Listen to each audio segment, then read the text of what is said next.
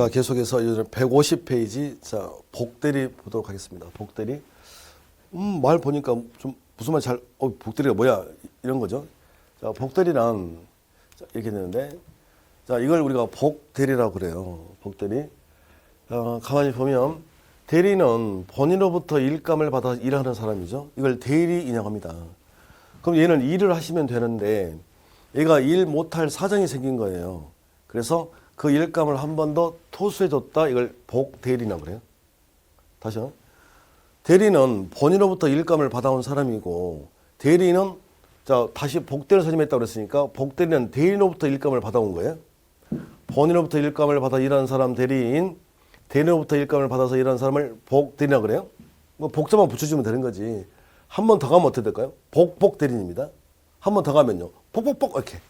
복자만 붙여주면 돼. 아이고야. 자, 그러면 그림에서 보니까 복대리는 누가 선임을 하는 거예요? 대리인이 자신의 이름으로 선임을 해요. 그러니까 첫 번째 알아야 될 게 복대리는 지금 누가 선임하냐 이건데 대리인이 이렇게 선임을 하십니다. 선임은. 근데 선임은 대리인이 하는데 누구의 대리인이냐 그러면 본인의 대리인이다 이래야 돼요. 본인의 대리인, 대리인의 대리인이 아니라 이게 무슨 얘기냐면 이게 기업 회장이거든요. 이분이 기업 회장님인데 지금 소송이 붙었어요. 이게 상속 재산을 가지고서 그러면 재벌 회장이 직접 법원에 갈 리가 없잖아요. 자, 그래서 여기가 재벌 회장님이 그 사건을 자 우리나라 최고 그 유명한 로펌에다 일을 맡겼다고 여기다 이렇게 맡겼다니까 이렇게. 그러면 여기가 그 이 로펌의 이름을 좀 말하기는 그렇고 이 로펌의 대표 이사 사장도 이게 변호사예요. 그러면 사장이 일감을 받아왔어. 근데 거기에 소속 변호사가 600명 있었단 말이에요. 600명. 그러면 봐보세요. 사장이 자기 부하 직원이 600명이 있는데 그걸 자기가 할 리가 없잖아. 그러면 이번 사건은 네가 맡아라. 이 소속 변호사를 복대리라고 한다고요. 다시 기업이 자 법무법인에 일을 맡겼다. 법무법인 사장이 일을 받아서 자 소속 변호사한테 네가 해라 이렇게 준 코스란 말이지. 그러면 왜 대리인이 복대를 선임하냐 이건데 재벌 회장님은요 이 변호사 몰라요. 무슨 얘기냐면 변호사라고 그래서 일을 다 잘하는 게 아니라 만약에 이분이 검찰 출신이라면 형사에 빠삭하겠지. 근데 이게 만약 이분이 변호사인데 전직이 민사 전문으로 한 판사야. 그럼 민사에 빠삭할 거 아닙니까? 그럼 만약에 가사 사건이야? 그러니까 전문 분야가 따로 있다는 거예요. 그러면 이 변호사가 말이죠. 형사 전문가인지 민사 전문가인지 가사 전문가인지를 이 회장이 어떻게 알 수가 없지. 누구는 알까요? 사장이 아는 거예요. 사장이. 그러니까 재벌 회장은 여기다가 사장에다가 일을 맡기고 사장이 그 전문가를 선임할 거라고. 그러면 600명 중에서 한 명의 변호사가 선임이 된 거예요. 이 사람이 이제 법원 가서 변호를 합니다. 이 사람은 가서 자기 사장을 변호를 해야 돼요? 재벌 회장을 변호를 해야 돼? 재벌 회장이지. 그러니까 선임은 대리인이 하더라도 가서 본인의 대리인이라고. 대리인의 대리인이 아니라. 그럼 이런 구조가 되는 거죠. 대리인이 선임한 누구의 대리인? 본인의 대리인을 우리가 뭐라고 한다? 복대리라고 한다. 그러면 시험 문제는 어떻게 나온다는 소리냐면 복대리는 본인이 선임한다 틀렸어요. 대리인이 선임하는 거예요. 그러면 대리인이 선임을 한 대리인의 대리인 틀렸죠. 선임은 대리인이 하지만 누구의 대리인이다? 본인의 대리인이다 이렇게. 그리고 하나 더. 대리인이 복대리를 선임하는 것까지는 아직은 대리행위가 아니라니까요. 이걸 원리 원칙대로 설명하면 지금 이런 말인데 이 행위가 대리행위가 되려면 본인의 이름이 드러나야 되잖아. 근데 봐보세요. 본인의 이름으로 하는 게 아니라 대리인 자신의 이름으로 한다고 그랬으니까 무슨 말이냐면 기업은 법무법인에 일을 맡기는 거예요. 그냥. 그러면 봐보세요. 법무법인이라고 그랬으니까 로펌 이번 하나 사건은 네가 해라. 이번 LG 사건은 네가 해라. 기아 사건은 네가 해라. 삼성 사건은 네가 해라. 이런 구조라니까요. 그러면 어떤 표찰이 나갈 건데 그 맡긴 기업에서 주는 게 아니라 사장 이름으로 나가겠지. 표찰이 그걸 걸어놓고 일할 텐데. 그러니까 본인의 이름으로 나가는 게 아니라 회사 내부 일이니까요. 그러니까 대리인 자신의 이름으로 선임하니까 대리인이 아니야. 아휴, 어렵네요. 자, 무슨 얘기냐면 제가 지금 사장이에요. 근데 내 지금 부하 직원들이 변호사야. 근데 지금 어떤 단계냐면, 아, 누구를 맡길까, 이번 사건은. 이거예요, 지금. 얘한테 맡길까? 얘한테 맡길까? 얘한테 맡길까? 이 단계밖에 안 되니까 아직은 대리인가 될 수가 없는 거지. 그러면 언제부터 대리인가 될까요? 선임이 이제 됐다는 거야, 얘가. 네가 해. 그래서 얘가 법원 가서 변호를 해야 효과가 이렇게 가겠지. 그러니까 대리인이 복대를 선임하는 것까지는 아직 대리인가 아닌 거고요. 그리고 선임해야 나오기 때문에 복대리는 항상 무슨 대리인 될 수밖에 없다? 의무 대리인 될 수밖에 없다니까요. 다시 한번 정리해 봅시다. 자, 봐볼까요? 자, 뭐 구체적으로 얘기를 해주면 삼성 이건희 회장님입니다. 돌아가셔서 내가 말 안 하려고 그랬는데 여기 이건희 회장님이고 어디다가 일을 맡겼냐면 김행장에 일을 맡겼다니까요. 그러면 삼성 이건희 회장님이 자 김행장에 맡겼어요 일을. 그러면 김행장의 사장이 받아서 소속 변호사한테 일감을 주는 거야. 이걸 복대리인이라고 한다. 이 구조입니다. 선임은 누가 한다고요?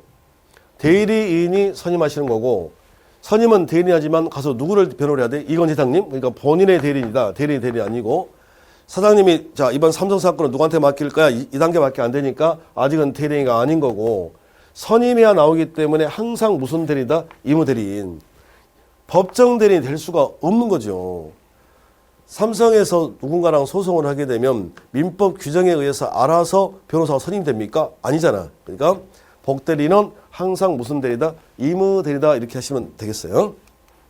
다시 선임. 자, 의무 대리는 원칙, 의무 대리는 원칙 복대리인을 선임할 수가 없어요. 자, 예외적으로 복대리인을 선임할 수 있어요. 본인의 승낙이 있거나 부득이한 사유가 있으면 선임이 가능합니다. 이건데.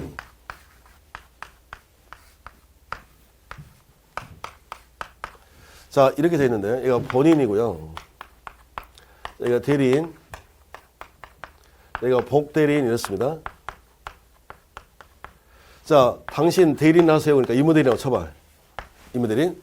자, 의무대리인은 복대리인을 선임할 수가 없어요. 말도 안 되는 소리지. 왜 그래요? 상식적으로 생각을 해봐도 대리인은 뭐 하는 사람입니까? 대리인은? 본인으로부터 일을 받아서 일하는 사람이에요. 재벌 회장님이 로펌의 사장도 변호사야? 그러면 하고 많은 로펌 중에 왜 여기를 선택을 했겠냐고, 이 사람을. 선택하는 이유가, 이 로펌을. 이 변호사 스펙 보고 맡긴 거예요. 그러면 이 변호사는 둘 중에 하나를 해야 되지. 둘 중에 하나라는 게 자기가 직접 받아서 일을 하거나 자신이 없으면 처음부터 안 하시면 돼요. 안 그래요? 아니, 자기가 일을 맡아서 하든지 처음부터 자신 없으면 안 맡으면 되는 거지. 아, 무슨 심보로 일을 받아가지고 로스쿨 갓 졸업하고 나온 애 신빙 변호사 일을 맡기면 어떡해? 질 텐데, 소송을. 그러니까 안 된다니까요. 그러니까 의무대리는 복대리를 선임할 수가 없다야.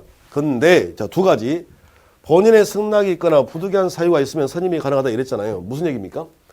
자, 일을 맡겼어요. 자, 로펌의 사장이야. 자, 그런데 새로 변호사가 들어왔는데, 복대리. 새로 변호사가 들어왔는데 이분이 대법관으로 근무하시다가 들어온 분이야. 그러면 사장은 기업에다 전화를 해야 되겠죠. 내가 직접 일하는 것도 좋겠는데 이런 분이 새로 변호사로 들어오셨습니다. 이분에게 일을 맡기면 어떨까요? 그러니까 그러면 본인은 뭐라고 그래? 그래라 라고 본인 승낙. 본인 승낙. 하나 더. 본인의 승낙이 없더라도 부득이한 사유가 있다면 복대를 선임할 수 있다. 이 소리인데 예를 들어서 말이죠. 제가 앞에 계시면 변호사야. 근데 자, 오늘이 마지막 재판이네요. 자, 인천공항에서 만나가지고 자, 오늘 재판 잘 부탁합니다. 하고 나는 미국 가는 비행기에 몸을 실었다. 이렇게. 이 구조가 이 상태. 그리고 저는 이제 미국 가고 비행기 안에 있는 거야. 근데 이분이 법원에 가시다가 교통사고 나버렸다니까, 변호사가, 대리인이. 그럼 어떻게 오늘 안 가면 지는데. 자, 그래서 부득이하게 제 승낙을 받을 수가 없고 이러한 경우는 자, 다른 변호사를 보낼 수 있어야 되잖아요. 그렇겠죠? 그 변호사를 우리가 복대리인이라고 하신다. 이렇게. 답 나왔네요. 의무대리는 복대를 선임할 수 있어? 없어? 없어요. 언제 가능합니까? 본인에 뭐가 있거나 승낙이 있거나 하나 더 부득이한 사유가 있으면 선임이 가능하다. 둘 중에 하나이면 됩니다. 그러면 시험에는 어떻게 나오느냐? 자, 의무대리는 복대리를 선임할 수 없다. O. 안 돼요. O 하고 오셔야 돼. 원칙 예외 생각하지 마시고.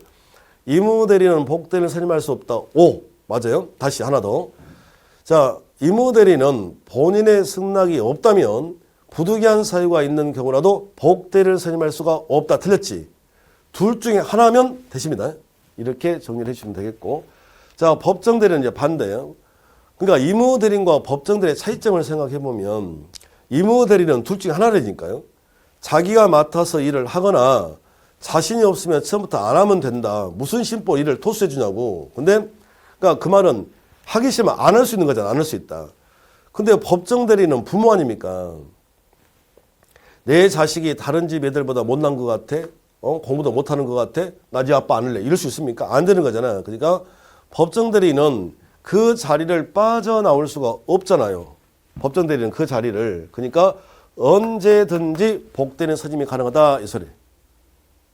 아니 내가 그 자리를 빠져나올 수 없고 얘를 케어할 수 없는데 그럼 어쩌라고요. 이모고모 삼촌한테 맡길 수 있어야 되지. 그러니까 법정 대리는 그 자리를 빠져나올 수가 없으니까 언제든지 복대를 선임할 수 있다. 이렇게 하시면 되겠습니다. 그래서 자 복대리 선임까지 해드렸고 자 1월달 2월달 강의에서 이렇게 선임이 됐다면 이제 어떤 책임을 져야 합니까? 이건 1월달 2월달에 하도록 할게요. 이렇게 자 그래서 자 복대리까지 했고요. 자 넘겨보시면 152페이지 테마 3에 가면 무권대리가 있습니다. 무권대리. 자, 무권대리. 자, 무권대리가 있는데 1월달 할 내용입니다. 자, 손도 마찬가지.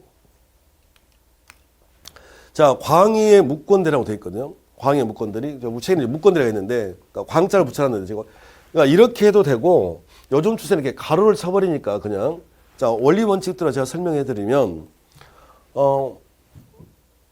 광자가 넓을 광자니까 넓은 의미의 무권대리가 두 개가 있어요.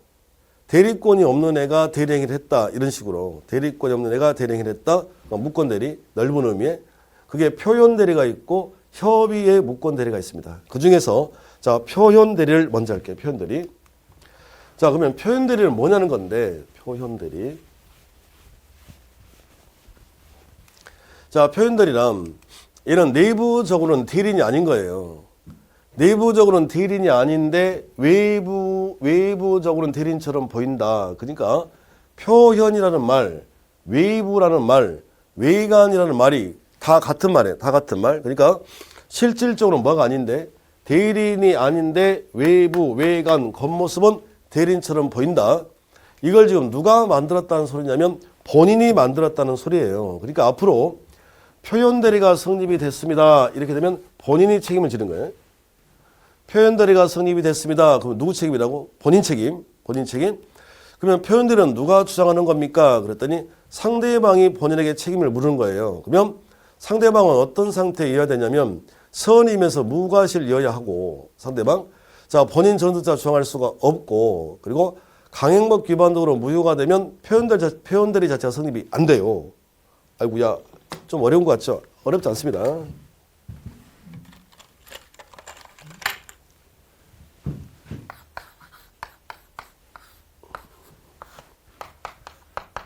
자, 지금 이런 구조인데, 자, 예를 들어서, 자, 갑이 서울에 살아요.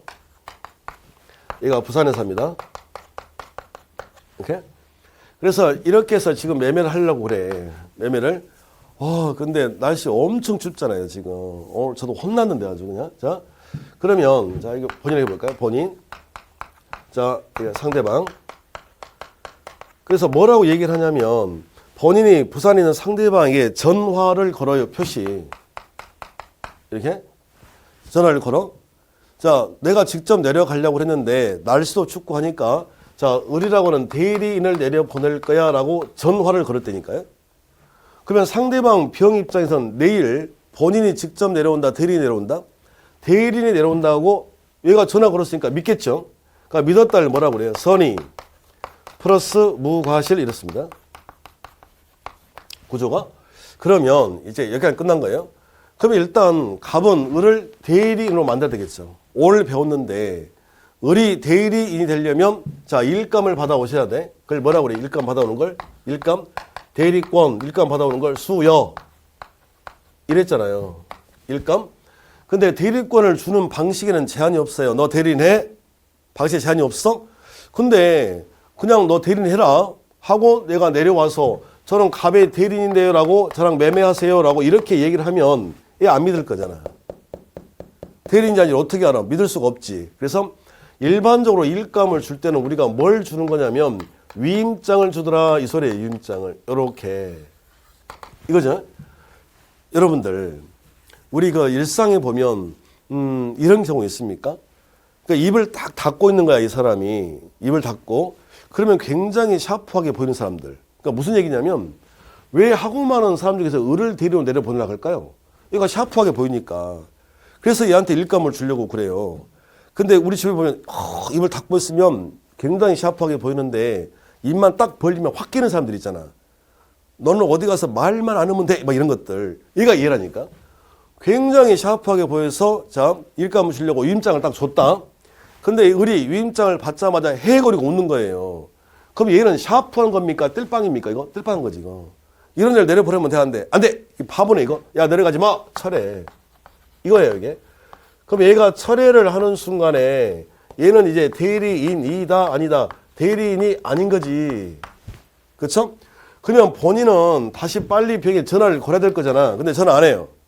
그리고 주었던 위임장도 회수를 하지 않아. 그래서 얘가 다음날 내려와 버린 거예요. 내려와서 위임장을 딱 보여준다는 거지. 그러면 이렇게 위임장을 보여주는 것 자체가 현명이 되는 거라니까요. 그러면 얘가 현명하는 순간에는 얘는 뭐인 것처럼 보이는 겁니까?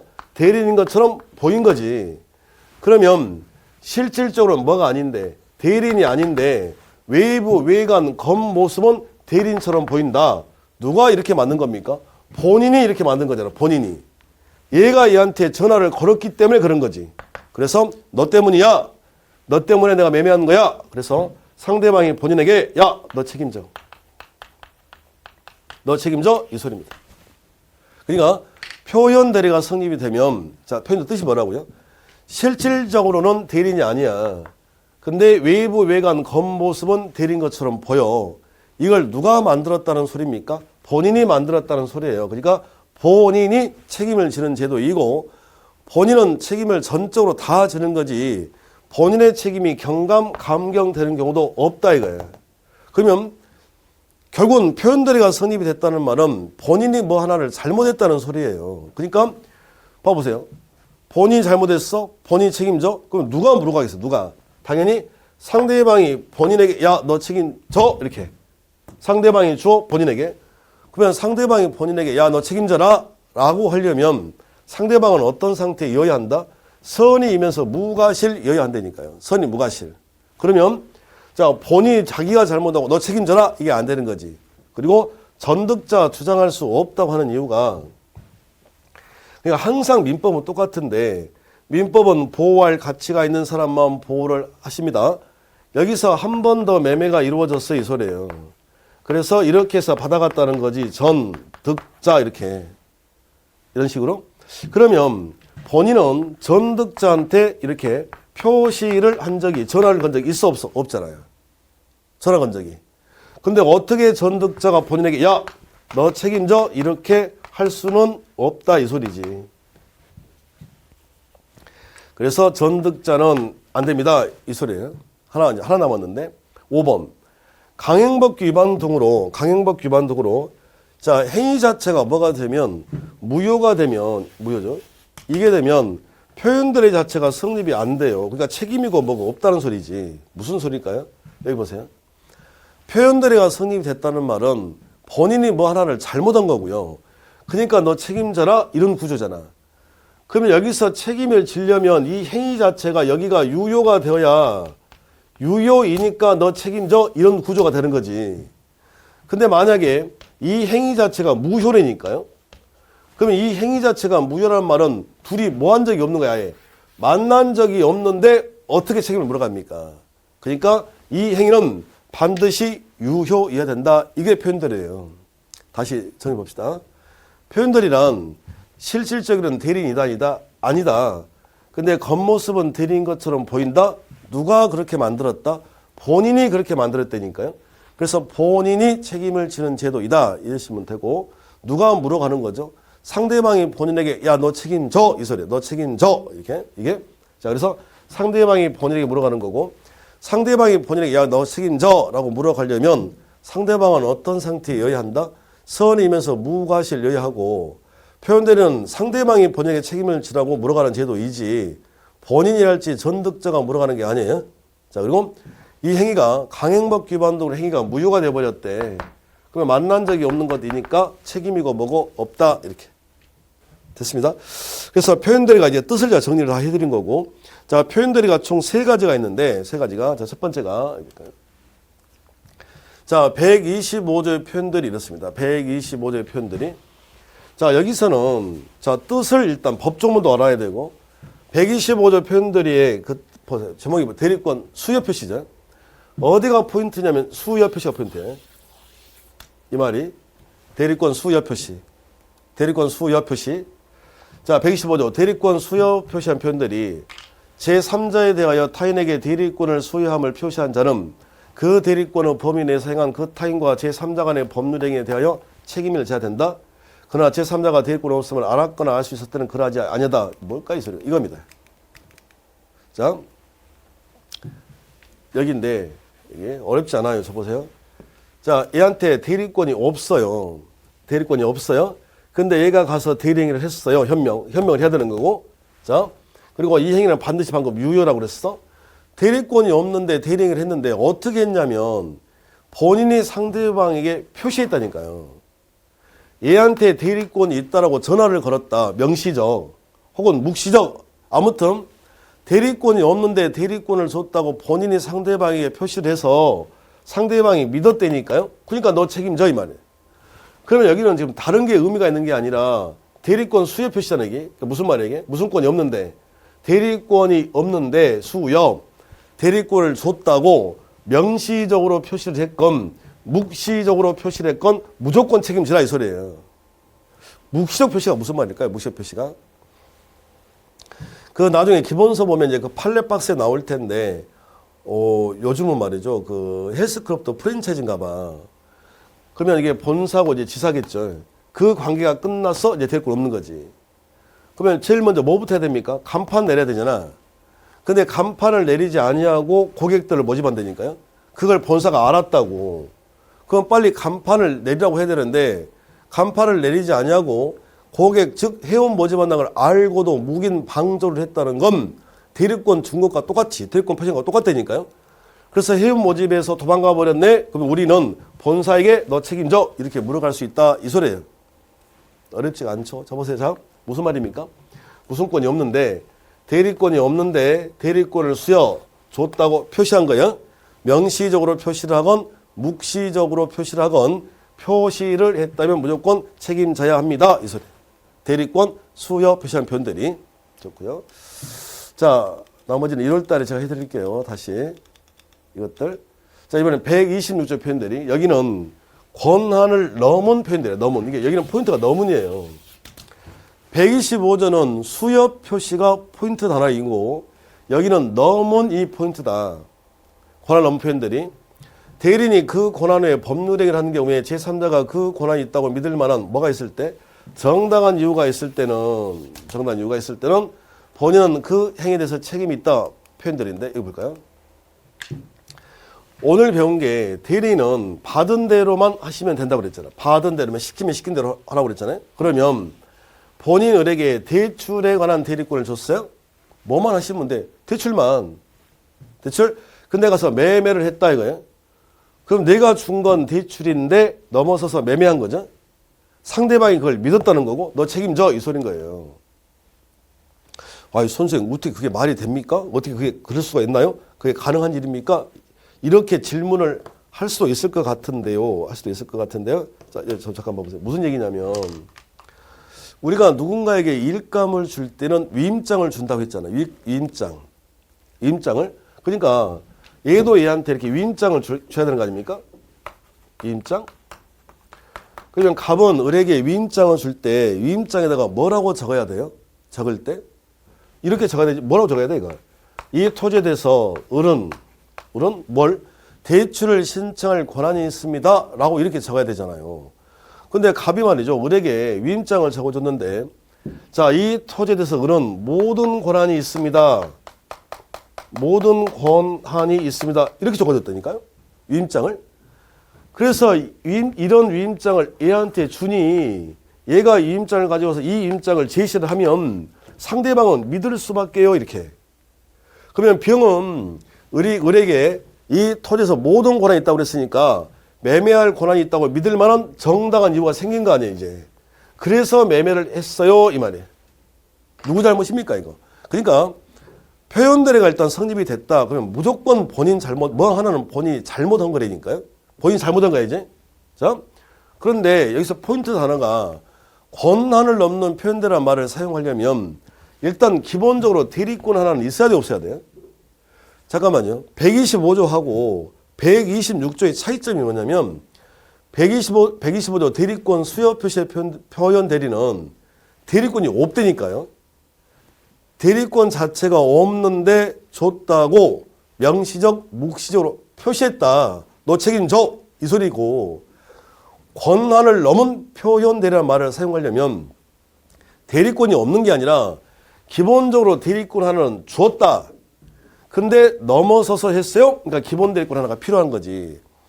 그러면 처음부터 말이죠. 기본적인 대리권 자체가 없다면 넘은이라는 말 자체를 쓸 수가 없는 거지. 아니 그럴까요? 넘은이라는 말, 넘었다 이 표현을 사용하려면 기본적으로 뭐 하나 대리권 하나는 있어야 되지 않을까요? 그걸 우리가 기본 대리권이라고 합니다. 그래서 126조의 표현들이는 일단 시험 문제가 기본 대리권이 되느냐 안 되느냐 시험 문제예요. 그러니까 나중에 판례 정리는 그렇게 정리를 해주시면 된다 이겁니다. 자 마지막 하나 남았는데 이제 이게 기본 대리권이에요. 기본 대리권. 자 이렇게요. 자 129조의 표현들이는 자 어디가 이제 포인트가 되는 거냐면 여기는 당연히 소멸입니다. 시험이 소멸이 나와요. 소멸. 129조 표현들이 대리권 소멸 후의 표현들이 129조 대리권 소멸 후의 표현들이 대리권의 소멸은 선의 제3자에 대항하지 못한다. 그러나 제3자가 과실로 인하여 사실을 알지 못한 때는 그러하지 아니하다 이렇게 돼 있잖아요. 무슨 얘기냐면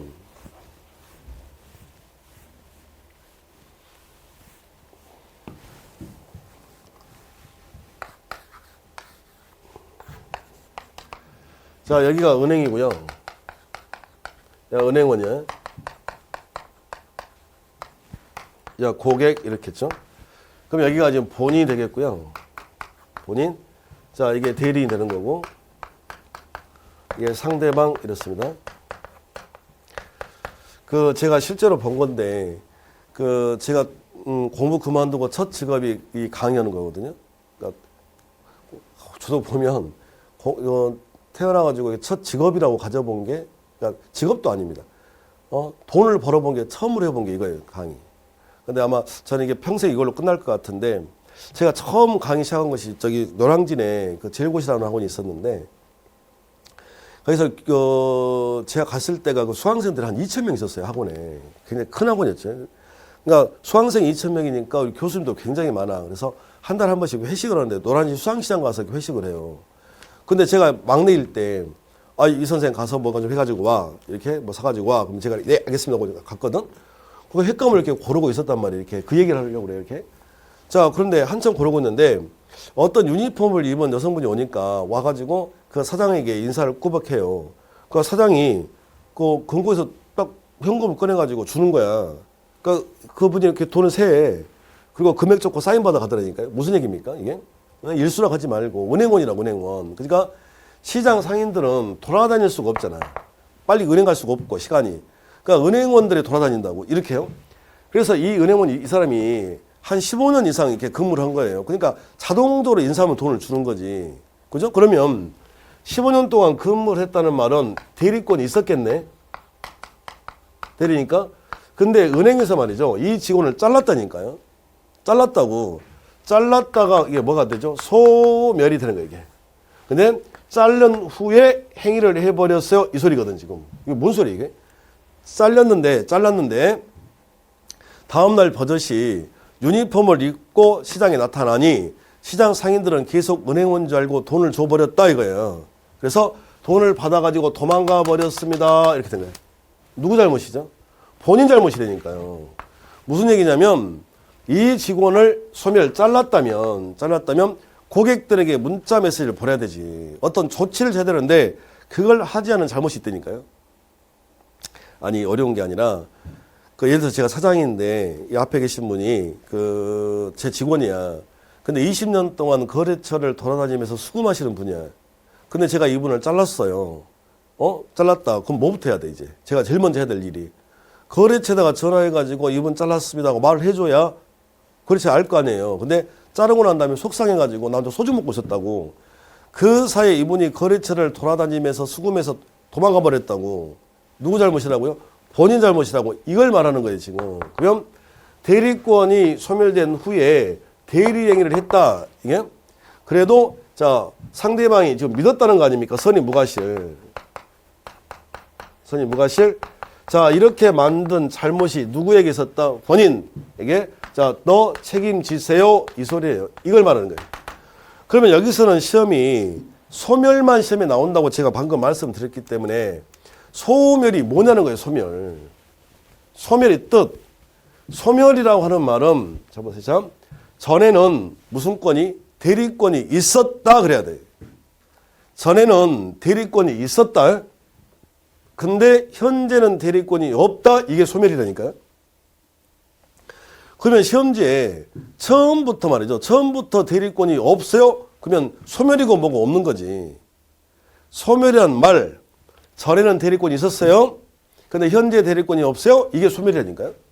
이렇게 처음부터 대리권이 없는 게 놓고 처음부터 대리권이 없어. 이 문장이 보이면 대리권 소멸이란 표현들 할지 권한을 넘는 표현들이란 말 자체를 쓸 수가 없습니다. 이렇게요. 저게 안 된다. 그리고 무조건 무슨 명 하고 시작해야 돼? 현명. 오늘 말씀드렸잖아요. 뒤에다가 대리라는 말을 갖다가 붙이려면 무조건 무슨 명 해야 된다? 현명 하고 시작을 해야 된다. 이거. 자, 소멸 전 행위를 했어야 되고 이렇게 자, 이렇게 돼 있습니다. 여기는 소멸의 여기까지. 그러면 결론이 볼까요? 자, 표현들이 지금 몇 개가 있어요? 총 세 가지가 있는데 125조 법정을 알아야 됩니다. 126조, 125조, 126 그리고 129 세 가지가 있어요. 자, 키워드만 잡아보세요. 키워드. 자, 125조의 표현들이 뭐죠? 이 표현들은 대리권, 수요 표시. 이 단어를 기억하셔야 되고 126조는 뭐가 기기고 포인트고 너문이고 129조는 포인트가 뭐예요? 소멸이 포인트입니다. 다시 한번 정리해 봅시다. 이거 무슨 말이게? 125조 무슨 권이 없는데 대리권이 없는데 대리권 수여 줬다고 뭐 했어? 표시. 이 표시를 명시적으로 표시를 하건 묵시적으로 표시하건 무조건 책임지세요 이 말이고. 그리고 너문이라고 하는 말, 너문이라는 말, 이 말을 사용하려면 기본적으로 대리권 하나는 있어야 돼요? 없어야 돼요? 있어야 됩니다. 그래서 기본적으로 대리권, 기본 대리권 있어야 된다. 그래서 나중에는 이게 어떻게 정리해 드릴 거냐면 1월 달에 이게 과연 기본 대리권이 되느냐 안 되느냐 이게 시험 문제예요. 기본 대리권이 되느냐 안 되느냐. 그리고 129조 표현대로 소멸은 소멸만 나온다니까 소멸. 소멸이란 말은 전에는 대리권이 있었다야. 근데 현재는 대리권이 없다. 기억하셔야 됩니다. 이게 소멸이지. 처음부터 대리권이 존재하지 않아. 그러면 소멸이고 뭐고 없다 이거예요. 이런 구조입니다. 125, 126, 129. 이걸 세 가지 표현대리 이걸 표현대리라고 하고요. 그리고 무권대리가 하나 더 있는데 무권대리. 자, 거기는 154페이지에 가보면 이제 협의의 무권대리가 있어요. 계약의 무권대리, 협의의 무권대리인데 얘부터는 다음 주에 하도록 하겠습니다. 다음 주에.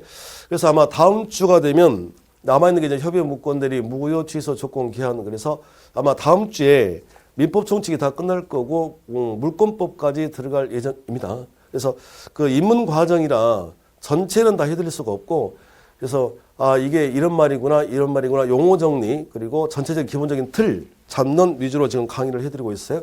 그래서 다음 주면 민법 총칙이 끝난다라고 생각을 하시면 되겠고 제가 계속 중간적으로 말씀을 드렸는데 별도의 판서 이게 노트 뭐 적을 필요 없다. 1월 달에 필기 노트가 나올 거거든요. 똑같아요. 아주 거기에. 그래서 작년에도 이제 강의 노트를 제가 강의 노트 가지고 수업을 했는데 작년에는 정말 그냥 그 말 그대로 강의 노트 필기만 돼 있는 게 돼 있었는데 올해는 이제 강의 노트에다가 기출 지문도 넣어놨고요. 그리고 그 보시면서 이게 내용 보고 이제 기출 지문 가지고 확인하고 기출 문제를 풀어보시라고 기출 문제까지 수록이 돼 있어요. 그러니까 내년 1월 달에 지금 보시게 될 책은 노트 기본적인 판서 내용이겠죠. 제가 주로 이렇게 판석을 똑같이 옮겨놨다고 생각하시면 되겠고, 그거랑 기출 지문하고 기출 문제까지가 이렇게 세 가지가 한 세트로 되어 있는 제 필기 노트가 나와요. 그러니까 그걸 보시면 되겠다. 아시겠죠? 자, 오늘 수업은 여기까지 하도록 하겠습니다. 수고하셨습니다.